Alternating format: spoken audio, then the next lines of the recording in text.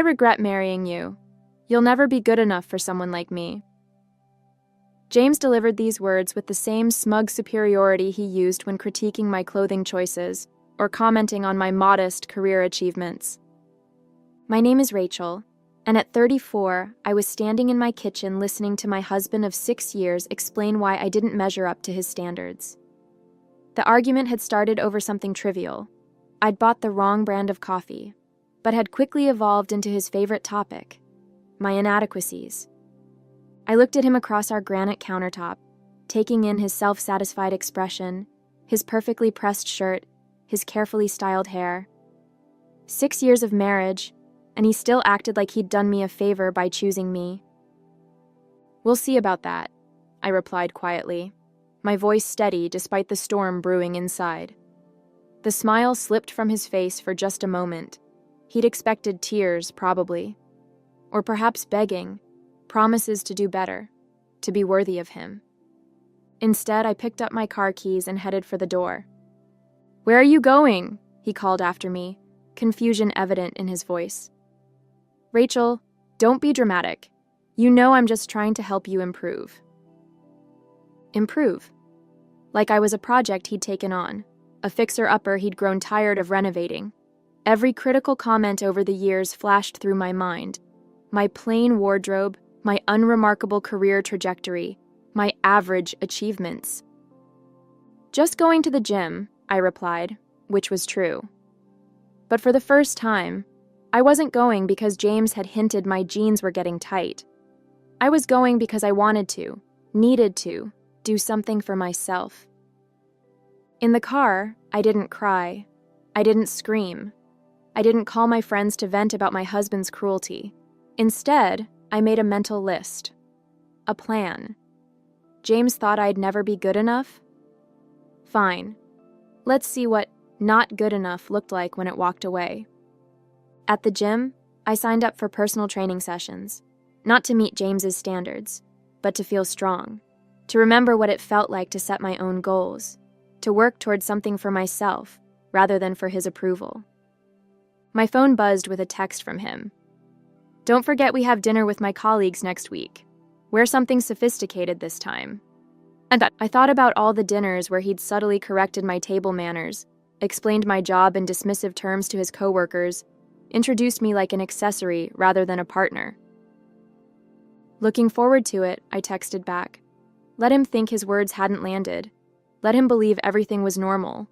I had 4 weeks until that dinner, and he had no idea what was coming. The next morning, I made an appointment with a divorce lawyer before heading to work.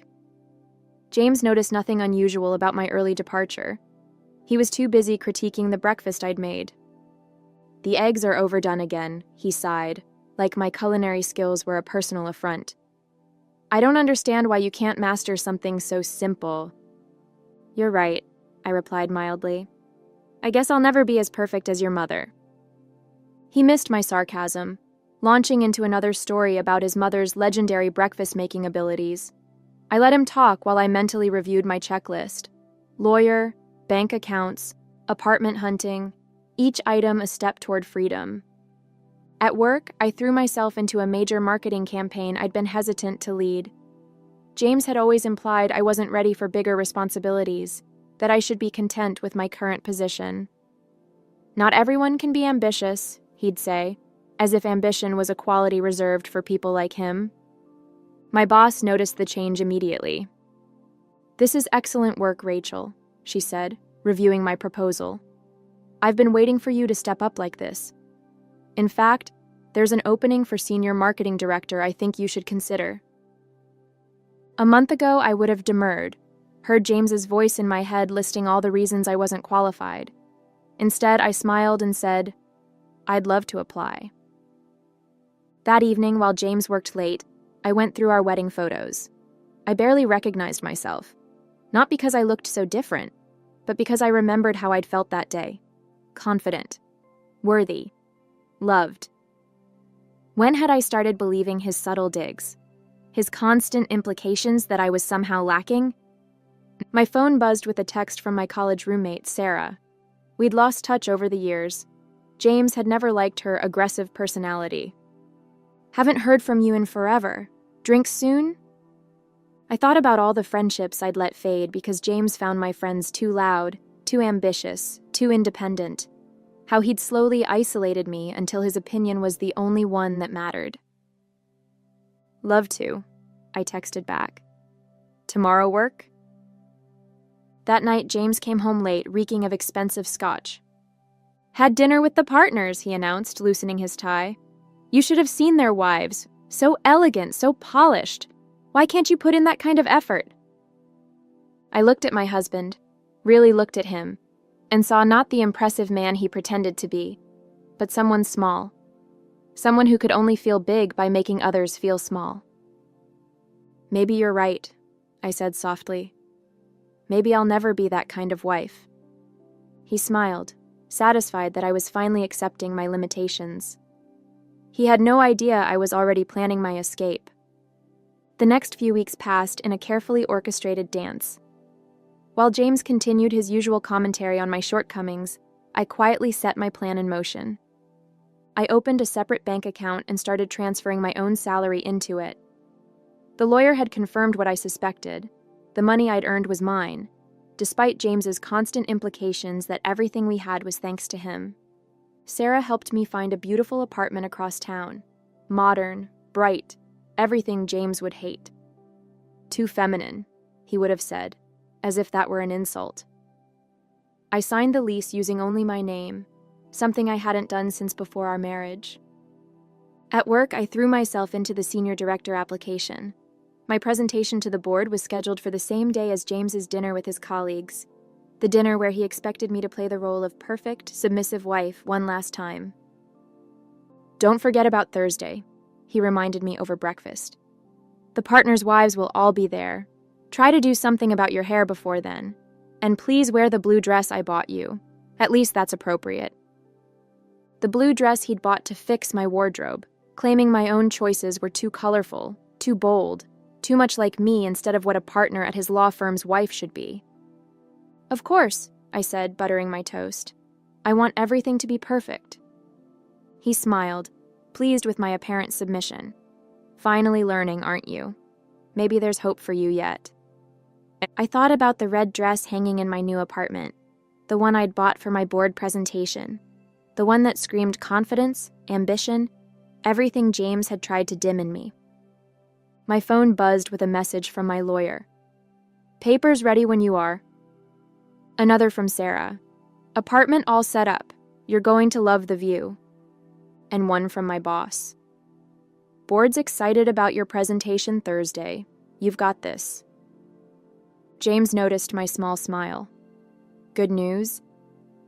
Just work stuff, I replied. Nothing important. He launched into his usual speech about how I should be content with my comfortable position, how not everyone was meant for leadership roles. I let his words wash over me, no longer feeling their sting. That evening, I packed a small bag while he was in the shower, just enough to get through the next few days. The rest of my things were already in my new apartment, moved piece by piece over the past weeks. Going to the gym again? He called out as I headed for the door. You're certainly dedicated lately, though maybe focus more on cardio than weights. You don't want to look too muscular. Just trying to improve, I called back, using his favorite word. Isn't that what you've always wanted? Thursday arrived with perfect timing. My board presentation was scheduled for 2 p.m., giving me plenty of time before James's dinner at 7. He'd left early that morning, reminding me one last time about wearing the blue dress, about fixing my hair, about trying to be presentable for once. I stood in front of the board in my red dress, my carefully prepared presentation representing not just a potential promotion, but a declaration of independence. 6 years of James telling me I wasn't leadership material dissolved as I confidently walked them through my vision for the company's future. Outstanding presentation, Rachel, the CEO said afterward. The position is yours if you want it, though I have to ask, why now? You've always been capable of this. I thought about James's voice in my head, all the times I'd held back because he'd convinced me I wasn't ready, wasn't good enough, wasn't meant for more. Let's just say I finally realized my worth, I replied. By 6:30, I was walking into the upscale restaurant where James's dinner was being held. Not in the modest blue dress he'd chosen, but in my red one, fresh from celebrating my promotion with Sarah. His eyes widened when he saw me, a mix of confusion and anger crossing his face. "What are you wearing?" he hissed as I approached. "I told you." "James," one of the partners cut him off. "Is this your wife? Rachel, we've heard so much about you." I smiled, noting how James tensed. What exactly had he told them about me? "All good things, I hope," I said, sliding gracefully into my seat. "James mentioned you work in marketing?" another partner's wife asked. Before James could minimize my career as he usually did, I smiled. "Yes, actually, I just accepted a position as senior marketing director at Maxwell & Brooks today." The table erupted in congratulations. Maxwell & Brooks was one of the city's most prestigious firms, and, I knew, one of James's firm's biggest clients. His face had gone pale. "Senior director?" one of the partners said, impressed. "James, you never mentioned your wife was so accomplished." "It's recent," James managed, trying to regain control, though I've always encouraged Rachel's modest ambitions. "Modest?" the partner laughed. "Maxwell & Brooks has been trying to poach talent from our marketing department for years. They only take the best." I watched James struggle to maintain his composure as his carefully constructed narrative about his underwhelming wife crumbled. Every compliment from his colleagues, every impressed glance, every conversation that revealed my competence, they all chipped away at his facade. "We should celebrate," he said finally, trying to take credit as he always did. "I knew you had it in you, with my support." "Actually," I cut him off softly, "we need to talk after dinner." The dinner felt endless, each minute ticking by as James alternated between trying to reclaim control and watching his carefully crafted image unravel. Every time he attempted to diminish my achievements, someone at the table inadvertently contradicted him. "James always says you're still finding your way professionally," one partner's wife said kindly. "Actually," another partner interrupted, "Maxwell & Brooks just poached our entire marketing team last month. They must see something special in Rachel to offer her a director position." I watched James's jaw clench, saw the subtle tremor in his hand as he reached for his wine glass. 6 years of him telling everyone, including me, that I was somehow less than, and it was all falling apart in a single evening. "Excuse us for a moment," he said finally, grabbing my elbow as we stepped away from the table. "What do you think you're doing?" "Having dinner," I replied calmly. "Isn't that what you wanted?"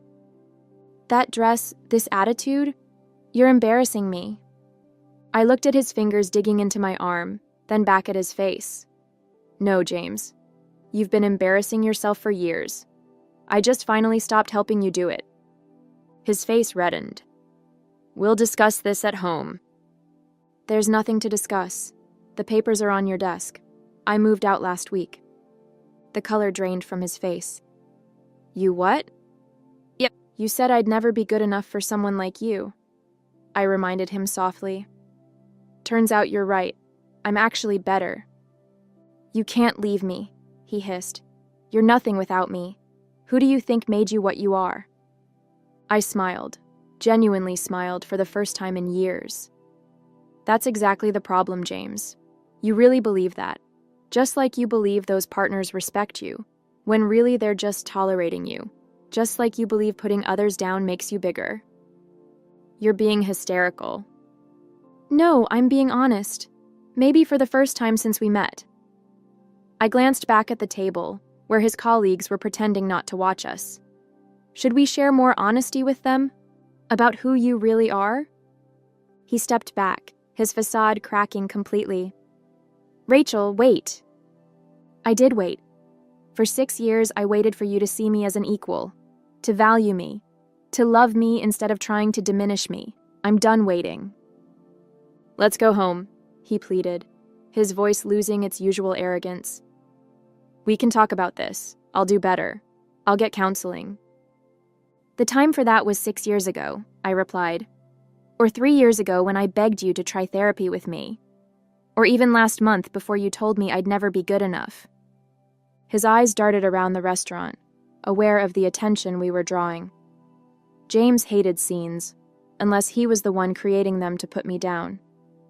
You're upset, I understand. The promotion's gone to your head, but this isn't you, Rachel. The dress, the attitude, this isn't the woman I married. You're right, because the woman you married still believed she needed your approval to exist. She believed your lies about her worth. She thought your criticism was love. One of the partners approached us. Everything all right here? Fine, James said quickly. Just a small disagreement. Actually, I cut in, I was just leaving. Busy day tomorrow at my new job. I turned to James. The divorce papers are on your desk. Your lawyer has a copy too. Don't worry, I'm not asking for anything. You can keep all the furniture you picked out, all the clothes you chose for me, all the pieces of the life you tried to force me into. His face contorted with panic. Divorce? Rachel, you can't be serious. You'll never be good enough for someone like me, I quoted his words back to him. Those weren't just words, James. They were permission. Permission to finally believe I deserve better. The partner was still standing there, witnessing James's carefully constructed world crumble. Other diners had stopped pretending not to watch. Rachel, please. James tried one last time. I love you. No, you loved owning me, controlling me, making me small enough to fit in your pocket. But I'm done being small. I turned to the partner. I'm sorry to cut the evening short. Thank you for your hospitality. Then to James. Don't try to contact me. All communication goes through the lawyers from now on. As I walked away, I heard the partner ask, Everything okay, James? Fine, James replied automatically. Rachel's just being dramatic. Really? The partner's voice carried.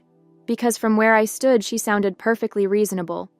Maybe we should discuss your position at the firm tomorrow.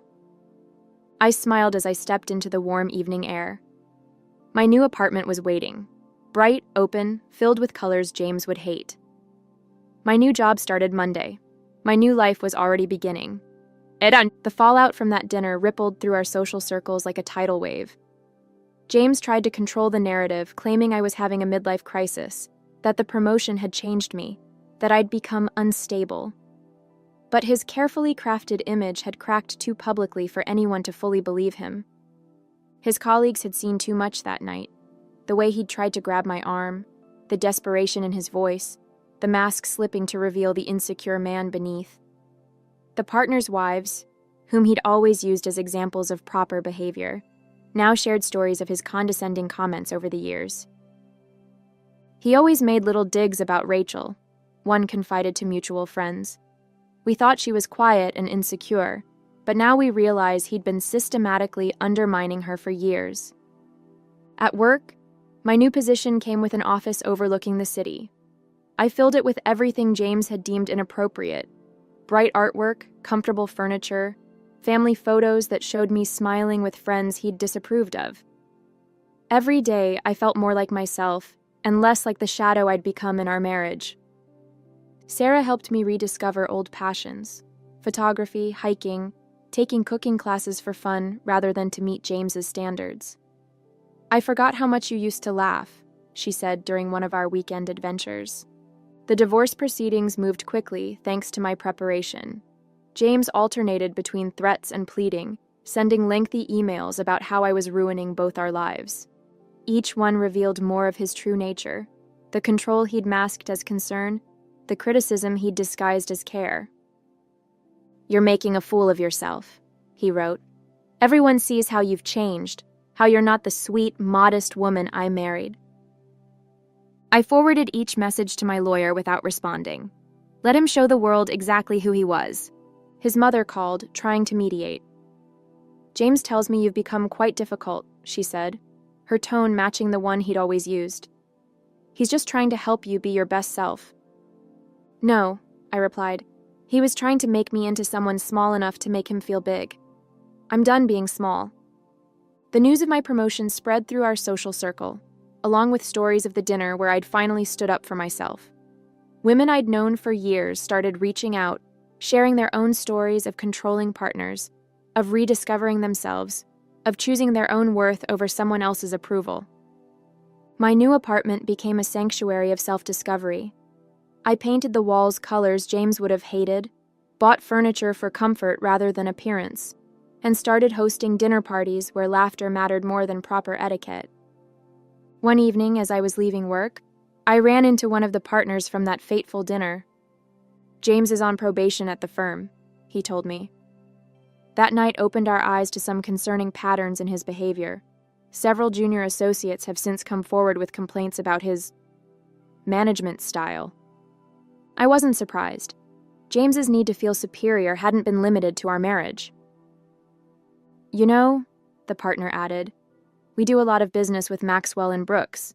Looking forward to working with you in a professional capacity." 3 months into my new life, James made one final attempt to regain control.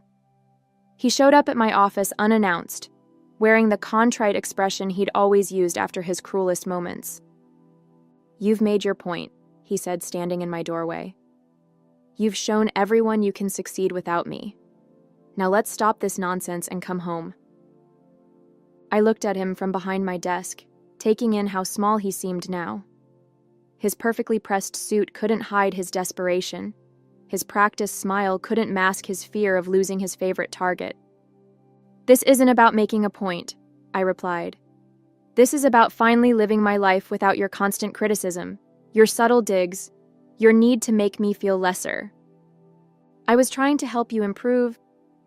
"No, you were trying to break me down to build yourself up. There's a difference."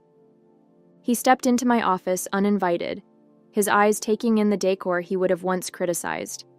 The awards I'd won since starting my new position.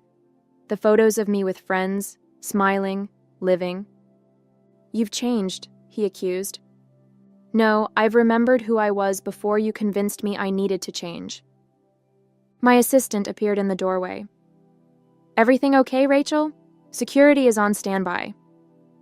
James flushed at the implication that he might need to be removed. "I'm your husband." "Ex-husband," I corrected. "The divorce was finalized last week. You signed the papers, remember?" His face darkened. "You're making a mistake. You'll never find anyone else at your age. You'll end up alone." "I'd rather be alone than spend another minute letting you convince me I'm not enough." I stood up, my heels putting me at eye level with him. "Now you can leave on your own, or security can help you out. Your choice." He left, but not before one last attempt. "Your success won't last without me to guide you." My success started the moment I stopped letting you guide me. Goodbye, James. Later that evening, at a dinner with Sarah and other friends, I shared the encounter. Instead of sympathy, I received congratulations.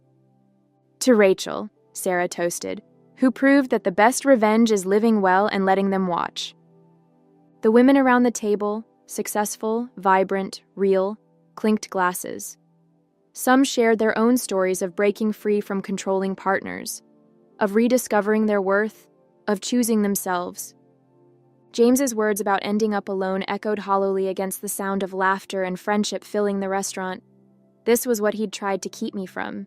Genuine connections, real joy, a life lived on my own terms.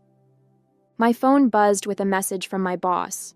Another successful campaign, another reason to celebrate. In the 6 months since I'd left James, my career had soared. Turns out confidence blooms quickly once you stop letting someone trim its edges. "You're glowing," one friend observed. "Freedom looks good on you." A year after that dinner where I'd finally stood up to James, I attended the same firm's annual gala, this time as a valued business partner rather than someone's quiet wife. I wore red again, a different dress but the same confidence that had started my journey to freedom. James wasn't there.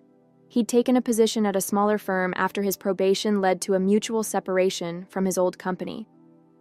Through the grapevine, I heard he'd tried dating younger women, promising to help them reach their potential, his old patterns seeking new targets. The partners' wives who'd once been held up as examples of proper behavior had become friends and allies. "We should have said something sooner," one told me during the gala. "We saw what he was doing to you, how he'd dim your light every time you started to shine." My success had only grown over the year. The marketing campaigns I led had brought in record profits, earning me a seat on the executive board. Each achievement felt sweeter for being truly mine, not something I had to diminish to protect someone else's ego. Sarah nudged me during dinner, pointing out how many people were drawn to my table, to my conversation, to my genuine laugh. "Remember when James used to tell you to be quieter, to take up less space?" I did remember. I remembered every time he'd told me to be less ambitious, less outgoing, less me. Now being more had become my revolution. The last time I heard about James was through a LinkedIn update. He'd posted a long message about personal growth and learning from past mistakes. The comments were filled with professional platitudes, but those who knew him saw it for what it was, another attempt to rewrite his story, to cast himself as the hero of his own redemption. My own story had evolved beyond him. The quiet wife he'd tried to contain had become someone who mentored other women, who spoke at conferences, who lived life in full color rather than the muted tones he'd prescribed. At a leadership summit where I was speaking, a young woman approached me afterward. "My boyfriend keeps telling me I'm too ambitious, that I need to tone myself down to make him comfortable, that he's just trying to help me be better." I recognized James's words coming from another man's mouth, the same pattern of control dressed up as care. "Someone who truly wants to help you be better," I told her, "will never start by telling you you're not enough." Later that night, looking out over the city from my apartment, my space, my life, my choices, I thought about James's last words to me. "You'll never be good enough." He'd meant them as a prison sentence, but they'd become my liberation. Because he was right in a way. I would never be good enough for someone who needed me to be less than I am. And finally, that was more than enough for me.